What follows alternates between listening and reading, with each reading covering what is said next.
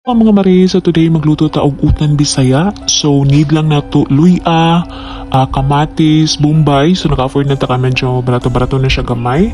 We also need tangad, sili espada o bell pepper. So while nagtadtad ta ani, nagpabukal na ta og ni tubig. So once bukal na siya, ilunod lang ang mga panakot except sa tangad og sili espada. So pabukal lang siya for a minute. While waiting, atong iandam atong sagol which is kalabasa, okra, and talong. Okay, so once prepared na, ilunod na nato ang atong kalabasa. So pabukalan na lang nato siya for 3 minutes. So ato lang ni siyang takluban para dali siya mo lata.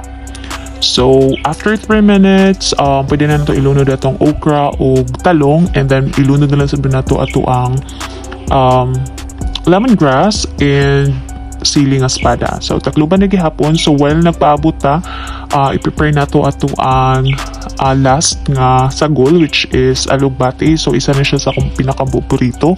So 1/4 kilo ni siya. So inana ko kaadik og alugbati.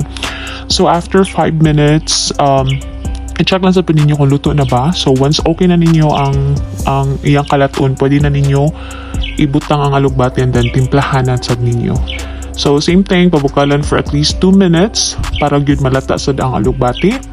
And then there you have it. So okay na ang atong utan Bisaya guys, ready na ni siya, but of course dili ni siya mahimo kung walay buwad nga pare. So always good na anang buwad. So after that, of course, rice, fresh from Bohol ni siya, red rice, bagong ani. So thank you so much ako Mama Tining. So there you have it. Okay, buwad. Okay, pwede na ta mangaon.